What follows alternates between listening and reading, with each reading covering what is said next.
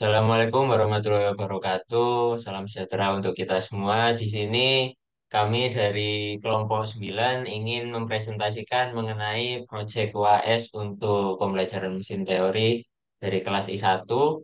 Nah, yang pertama ada saya, Marvel Jeremia Putra Cahyadi dengan NIM 187221014 dan juga rekan saya. Saya Sugeng Haryanto dengan NIM 187221005. Nah, di sini untuk paper yang kami ambil itu judulnya Performance Comparison of Decision Tree and Support Vector Machine Algorithms for Heart Failure Prediction. Selanjutnya kita akan masuk ke bagian pendahuluan, yang dimana di pendahuluan ini kami sedikit mengulas atau membahas mengenai penyakit jantung dan juga peran pembelajaran mesin. Yang pertama, di mana penyakit jantung ini menjadi salah satu penyebab utama kematian di seluruh dunia. Jadi meskipun telah banyak dilakukan penelitian dan intervensi medis untuk mengurangi prevalensinya, di sini kami juga mengusulkan atau pentingnya identifikasi dini dan akurat terhadap resiko gagal jantung karena itu sangat penting untuk meningkatkan kualitas hidup pasien serta mengurangi beban pada sistem kesehatan atau medis. Nah, selanjutnya untuk peran pembelajaran mesin, nah dalam konteks gagal jantung ini itu pembelajaran mesin itu menawarkan potensi yang sangat besar untuk membantu dalam prediksi dan juga diagnosis penyakit jantung. Yang dimana nantinya paper ini itu atau proyek kami ke depannya itu akan menggunakan perbandingan dua algoritma pembelajaran mesin. Yang pertama ada decision tree dan juga support vector mesin atau SVM dalam memprediksi gagal jantung. Nah, selanjutnya ada rumusan masalah dari paper ini. Yang pertama itu efektivitas algoritma dalam memprediksi gagal jantung. Bagaimana sih kinerja algoritma decision tree dan juga support vector mesin atau SVM dalam memprediksi gagal jantung berdasarkan dataset yang beragam. Kemudian yang kedua ada perbandingan kinerja algoritma. Bagaimana sih algoritma yang apa sih algoritma yang lebih unggul itu dalam hal akurasi, presisi, recall, dan Evans score dalam klasifikasi penyakit jantung. Jadi rumusan masalahnya yang pertama itu berfokus pada efektivitas algoritma, kemudian yang kedua itu tentang perbandingan kinerja algoritma. Nah, tujuannya adalah untuk menjawab dari rumusan masalah tadi sebelumnya, yaitu yang pertama kita ingin membandingkan kinerja algoritma decision tree dan juga support vector mesin atau SVM dalam memprediksi gagal jantung berdasarkan dataset yang beragam. Kemudian di sini tujuannya juga untuk mengevaluasi efektivitas kedua algoritma dalam hal akurasi, presisi, recall, dan juga F1 score dalam klasifikasi penyakit jantung. Selanjutnya di sini kita membahas mengenai dasar teori. Yang pertama ada pembelajaran mesin, yaitu penting dalam analisis data medis dan juga prediksi penyakit jantung. Dan biasanya untuk prediksi penyakit jantung ini algoritma yang digunakan dalam pembelajaran mesin adalah decision tree dan juga SVM, yang dimana kedua algoritma tersebut dapat menganalisis data secara kompleks dan juga menemukan pola yang tersembunyi. Selanjutnya ada decision tree, yaitu merupakan algoritma pembelajaran mesin yang menggunakan model pohon sesuai namanya keputusan untuk membuat prediksi yang dimana nanti algoritma ini akan mempartisi dataset menjadi subset yang lebih kecil berdasarkan fitur yang paling informatif. Kemudian nanti ada node yang dimana perwakilan node ini mewakili keputusan berdasarkan nilai fitur tertentu dan juga cabang-cabangnya nanti mewakili hasil dari keputusan tersebut. Kemudian ada keuntungannya menggunakan decision tree sebagai algoritma pembelajaran mesin untuk memprediksi penyakit jantung, yaitu adalah kemudahannya dalam interpretasi dan juga implementasinya. Kemudian yang ketiga ada support vector mesin atau SVM, yang dimana SVM ini juga merupakan algoritma pembelajaran yang kuat untuk klasifikasi linear dan juga non-linear, yang dimana SVM ini akan bekerja dengan cara menemukan hyperplane yang memisahkan kelas-kelas dalam ruang fitur berdimensi tinggi, dan juga algoritma ini menggunakan fungsi kernel untuk mentransformasi data input dan parameter biaya untuk mengontrol trade-off antara memaksimalkan margin dan meminimalkan kesalahan klasifikasi. Kemudian yang keempat, di sini ada teknik pemrosesan data. Jadi sebelum kita masuk ke pengolahan data menggunakan decision tree dan juga support vector mesin, itu di sini ada teknik pra pemrosesan data, yang dimana nanti langkah-langkah ini itu sangat penting untuk mempengaruhi kinerja algoritma ya. Jadi di sini langkah-langkah pemrosesan datanya itu ada normalisasi, standarisasi, penanganan data yang hilang atau nol, kemudian juga ada pengurangan dimensi apabila datasetnya terlalu besar atau jumlahnya terlalu banyak. Nah, dalam konteks prediksi penyakit jantung ini, pemilihan teknik pemrosesan yang tepat itu sangat penting untuk memastikan bahwa algoritma pembelajaran mesin, yaitu decision tree dan juga SVM, dapat bekerja dengan optimal. Selanjutnya ada metodologi penelitian yang dimana metodologi penelitian ini dibagi menjadi empat ya. Dalam papernya sebenarnya lebih kompleks, tapi di sini kami mempersingkat menjadi empat. Yang pertama itu di sini ada pembersihan data atau data cleaning. Nah ini itu nanti penanganan atribut atau nilai nol, kemudian ada yang diduplikat-duplikat. Nah itu nanti menjadi langkah dalam pembersihan data atau data cleaning supaya datanya nanti lebih mudah diolah.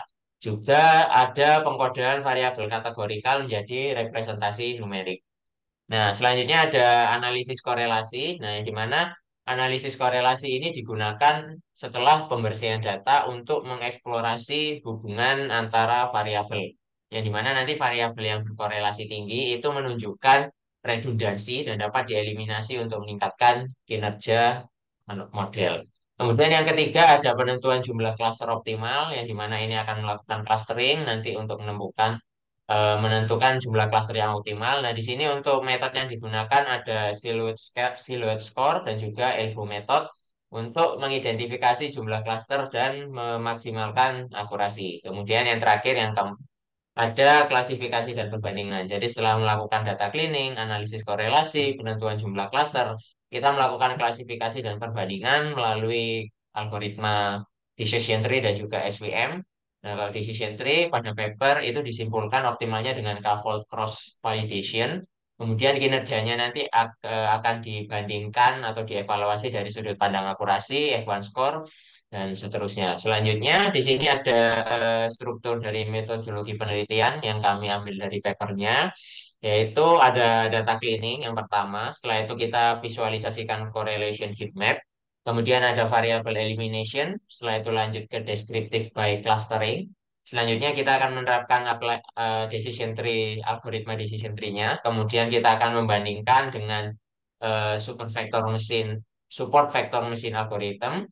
Setelah itu, setelah kita membandingkan, nanti akan ada evaluating atau evaluasi. Kemudian di sini akan proposing conclusion yang dimana nanti kita menentukan kesimpulan atau konklusi dari perbandingan support vector mesin dan juga decision tree-nya. Selanjutnya ada dataset. Dataset ini akan dijelaskan oleh rekan saya. Untuk selanjutnya yaitu dataset. Dataset yang kita pilih ini dipublish oleh Soriano dan berisi informasi medis dari pasien yang digunakan untuk memprediksi kemungkinan terjadinya gagal jantung. Ini adalah dataset yang sering digunakan dalam studi terkait kesehatan untuk mengembangkan model prediksi dan analisis statistik. Dataset ini kita dapatkan dari sumber link yang tertera di PPT, yaitu dari platform Kaggle.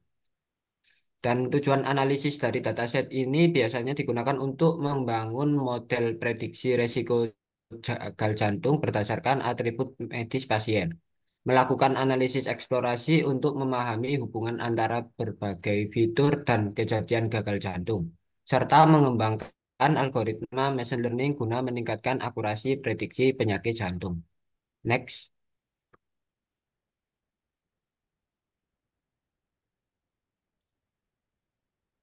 Mungkin berikutnya yaitu penjelasan dari fitur-fitur atau atribut-atribut yang ada dalam dataset yang kita pilih.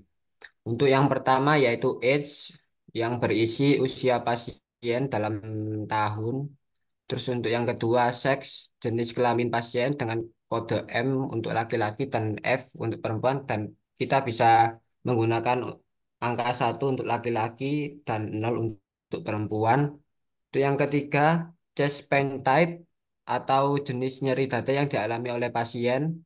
Ada 4 macam di sini, yaitu yang pertama TA atau tipikal angina, yaitu nyeri dada khas angina. Yang kedua ATA atipikal angina atau nyeri dada tidak khas angina.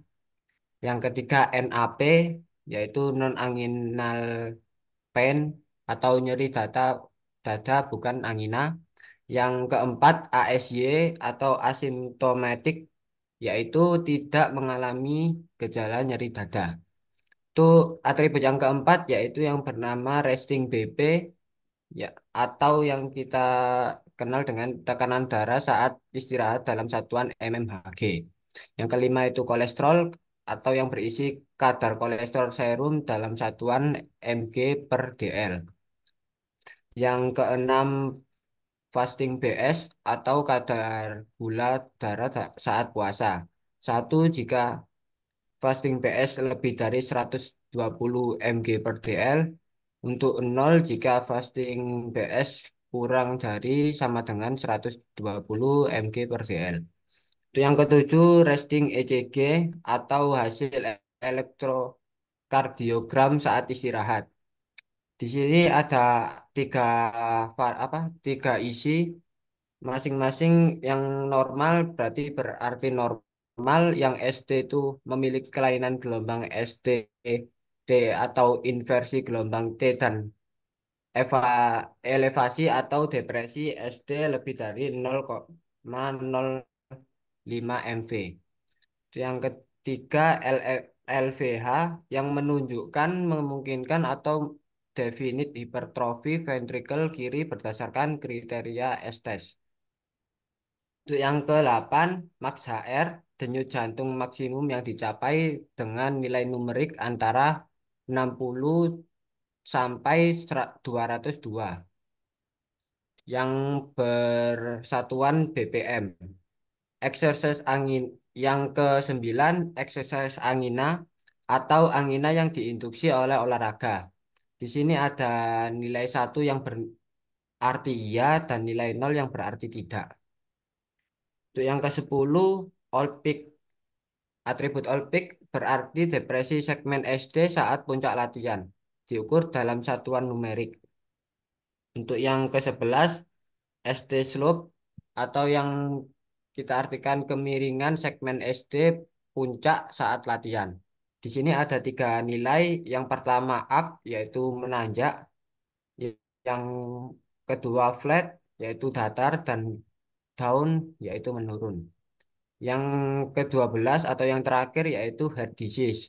Kelas output yang menunjukkan kondisi penyakit jantung. Untuk satu yang berarti pasien mengidap penyakit jantung, dan nol yang berarti pasien tidak mengidap penyakit jantung atau normal. Atribut-atribut ini digunakan untuk menganalisis dan memprediksi risiko penyakit jantung pada pasien berdasarkan data medis yang dikumpulkan. Next. Baik, selanjutnya untuk progres satu nanti link YouTube-nya akan kami taruh pada slide ini. Jadi kurang lebih sekian mengenai progres satu Project UAS pembelajaran mesin teori kelompok 9. Mohon maaf ya ada salah kata dan kekurangan. Kami akhiri dan sampai jumpa di part berikutnya. Terima kasih.